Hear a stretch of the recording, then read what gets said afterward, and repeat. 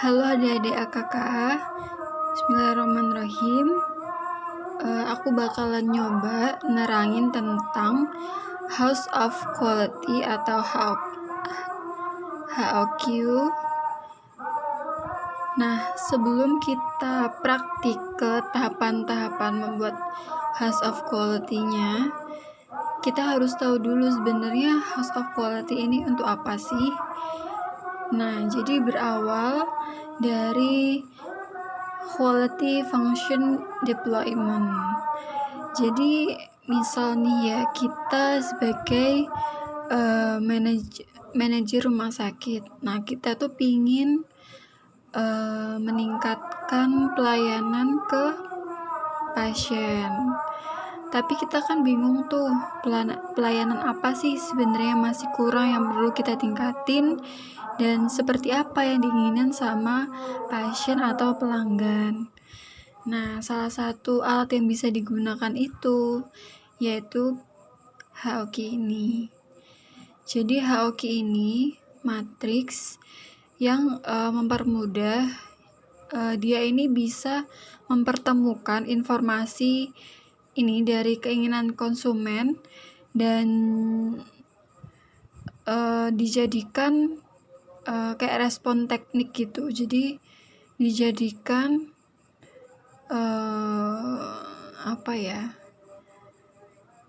dijadikan perencanaan perusahaan sesuai dengan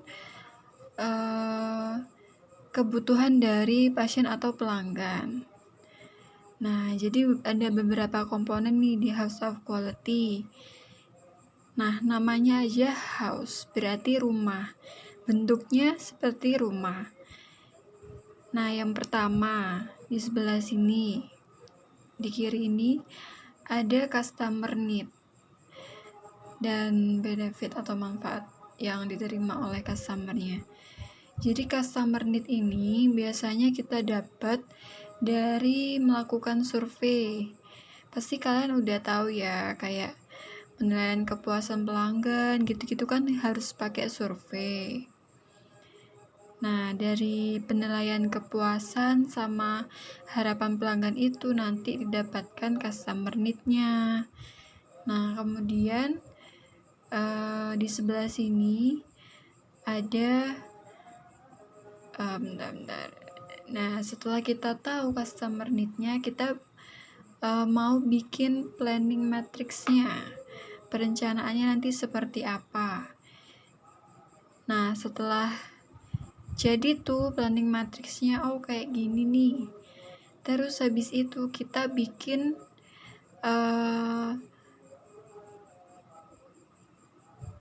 teknik untuk mewujudkan keinginan customer gitulah, gampang-gampangannya. Jadi itu berupa technical response. Jadi responnya manajemen, responnya direktur juga tuh gimana, respon perusahaan atau rumah sakitnya tuh gimana terhadap kebutuhan customer ini. Jadilah deh technical response.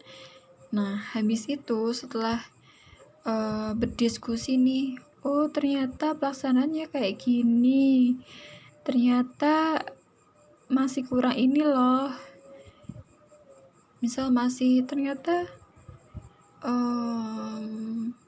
pelayanan ini belum dievaluasi, ternyata ini masih belum ada SOP-nya dan lain sebagainya. Itu masuk di technical response.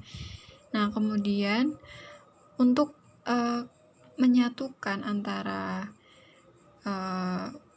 kebutuhan dari pelanggan dengan respon tekniknya oleh pihak manajemen dan lain sebagainya, ini kita nyari hubungan, ada nggak hubungan antara ini dengan respon teknik yang dibuat.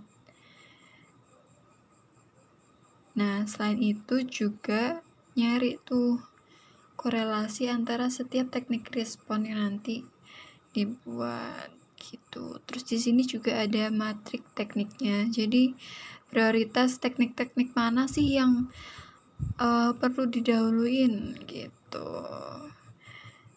sekarang kita lanjut ke langkah-langkah pembuatan house of quality-nya. Langsung aja ya ke sini. Nah, misal kita survei. Dari hasil survei itu didapatkan customer requirement-nya itu pingin yang dokternya mulai praktek sesuai jadwal dan lain sebagainya. Ada 15. Kemudian kita surveiin kan, ternyata hasil surveinya itu ini kepada 20 pasien. Mereka sangat harapannya yang pasien satu berharap dinilai skornya 3, terus sampai 20 ini, terus di rata-rata tuh setiap customer requirement-nya, rata-rata harapan pasiennya tuh berapa. Terus selain harapan juga diukur tentang kepuasan.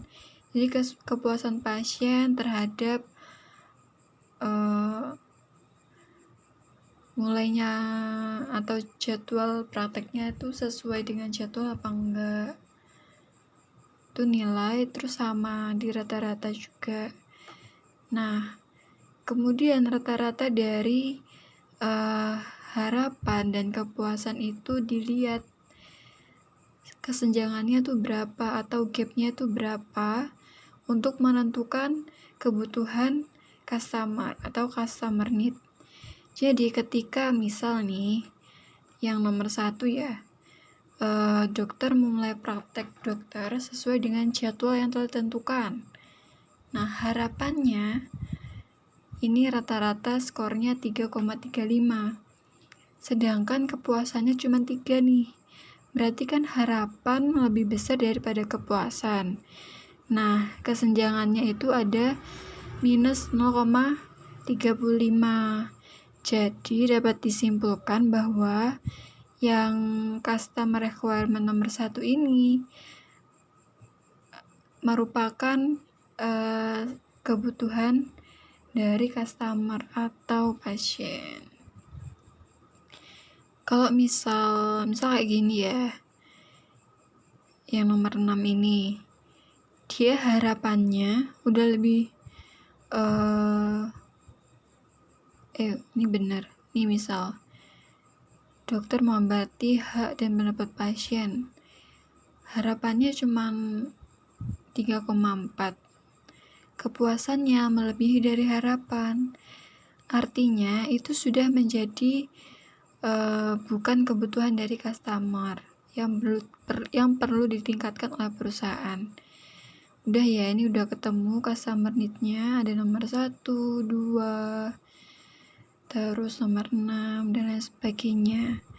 Nah, habis kita mengetahui tuh mana aja yang menjadi customer need atau kebutuhan customer, di list ini didapatkan ada 5. Terus nilai rata-rata atau rata-rata kepuasan pasien dibandingkan dengan goals dari perusahaan. Di sini skalanya itu ada 1 sampai 5. Jadi maksimum nilai maksimal perusahaan itu pingin 5 gitu. Misal sangat tidak baik. Nah, ini sangat baik atau 5. Tapi sebenarnya tergantung perusahaan juga sih dalam menentukan tujuan. Tapi pastinya perusahaan mana sih yang pingin kayak sedang-sedang aja gitu. Pasti pengennya yang terbaik dong untuk perusahaannya. Nah, habis itu kita nyari rasio perbaikannya, yaitu dengan membagi goals dengan rata-rata kepuasan pasien. Terus ini didapatkan improvement rasionya segini. Nah, ini itu ada beberapa kategori. Karena ini dapatnya 1,67, sedangkan skala Cohen itu kan ada 4 kategori ya. Nah, 1,67 ini masuk di skor lebih dari 1,5. Artinya dia itu improvementnya, perbaikannya itu atau peningkatan pelayanannya itu sangat sulit gitu. Jadi ini kategori 4, sangat sulit. Nah, yang ini sulit, difficult. Udah ya, ketemu rasio perbaikannya. Kemudian kita ngitung tuh pakai nilai harapannya, rata-rata harapan pasien terhadap customer need-nya ini. Terus tadi yang improvement rasionya, terus didapatkan bobot mentahnya ini dengan mengkalikan improvement rasio dengan seberapa diharapkannya sih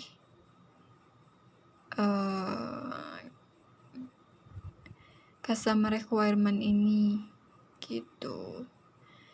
Terus untuk tahu bobot bersihnya ini, itu kita membagi ini dengan jumlah dari raw weight ini jumlahnya ya.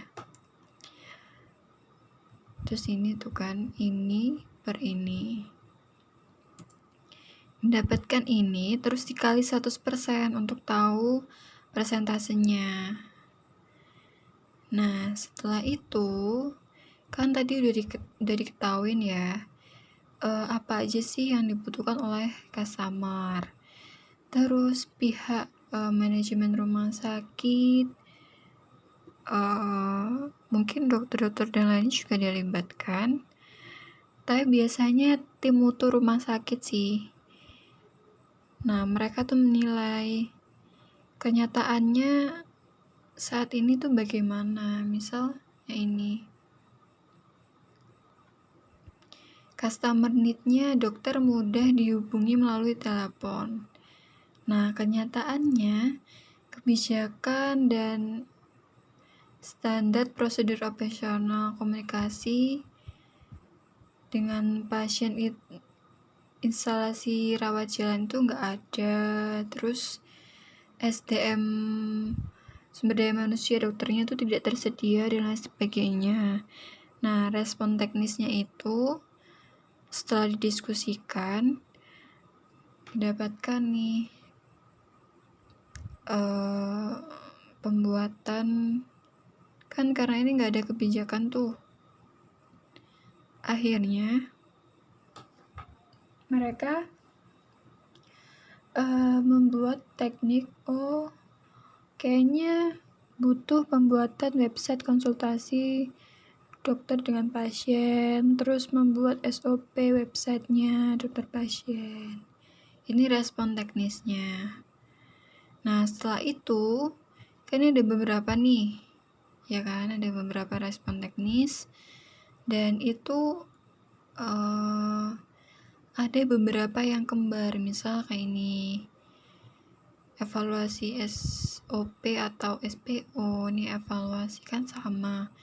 Jadi oleh pihak manajemen tuh dirangkum. Ini rangkuman respon teknisnya. A, B, C, D sampai G. Nah, setelah kita tahu technical responnya atau respon teknisnya, kan tadi ada A sampai G kan. Terus customer need-nya ada 5 nih. Kita nyari hubungan antara kedua ini. Nah, yang menilai ada enggaknya hubungannya itu tim mutu rumah sakit. dari beberapa tim mutu itu kan menilai, terus di rata-rata hasilnya ketemu deh nilai-nilai ini. Terus ini diskor. Hubungan lemah kan 0 sampai 3, berarti ini lemah kan 1 dan lain sebagainya. Terus ini dipresentasekan. Jadi jumlah ini yang lemah per total hubungan dapat sekian, terus dikalikan 100%. Gitu ya. Sudah. Terus kita mau memprioritaskan respon teknisnya. Nah, caranya pakai nilai bobot bersihnya. Jadi seberapa penting atau seberapa berbobotnya, seberapa besar bobotnya, atau seberapa besar sih nilai dari ini kebutuhan customernya ini dikalikan dengan hubungan antara technical respon dengan customer need yang tadi kita hitung di sebelah sini. Hubungannya antara technical respon dengan customer need ini udah didapatkan ini, terus dikali sama bobotnya didapatkan ini. Terus yang B ini dikali bobotnya didapatkan ini. Terus ini dijumlah ketemu ini kan, nih dijumlah ketemu ini. Terus ini dijumlahkan, total relationship-nya itu segini.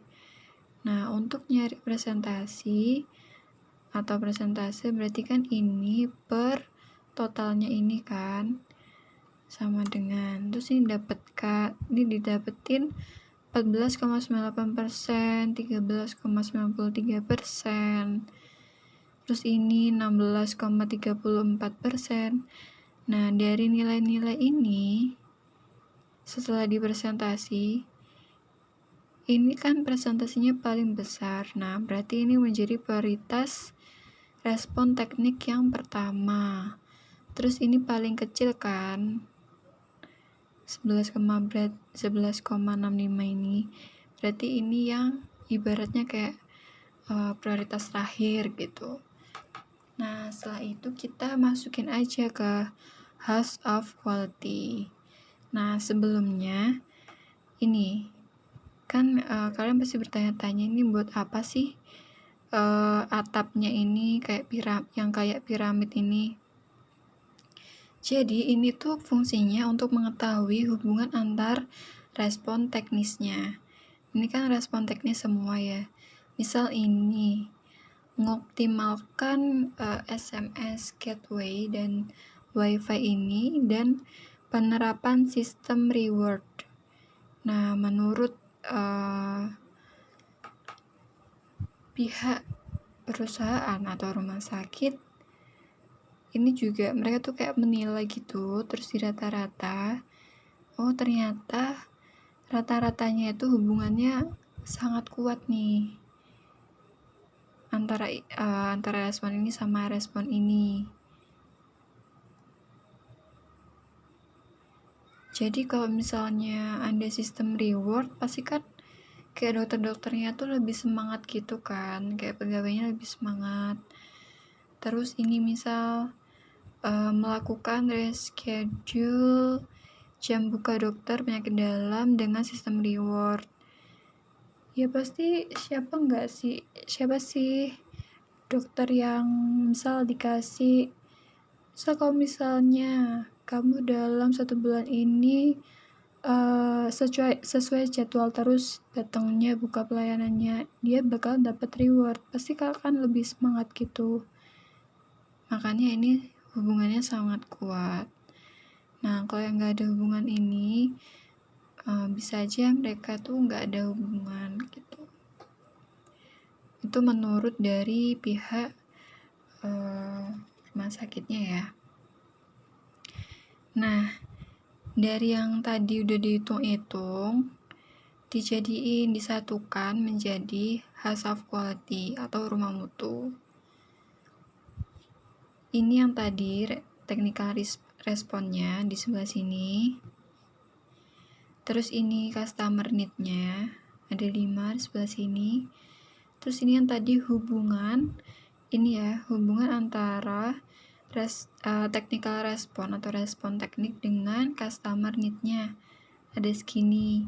Terus yang ini, yang tadi yang kita kalikan dengan bobot bersih yang buat nyari persentase atau ini prioritas respon teknik. Jadi dari ini A sampai G ini, dari beberapa respon teknis ini, mana sih yang lebih dahulu harus dilakukan? Nah, hasilnya yang ini, mengevaluasi pelaksanaan dari standar operasional prosedur. Udah ya. Nah, setelah itu ini yang nomor 2, meningkatkan peran supervisi. Nah, terus ini yang tadi udah kita hitung juga, ada importance to customer. Jadi seberapa pentingnya sih itu bagi customer. Terus ini customer satisfaction atau kepuasan customer rata-ratanya ya. Terus ini tujuannya tadi kan 5 atau sangat baik semua. Terus ini improvementnya dari goals dibagi sama customer ini ya. Terus ini bobot kotornya, terus tadi ini bobot bersihnya, terus ini prioritas dari customer need-nya. Udah deh, jadi house of quality-nya.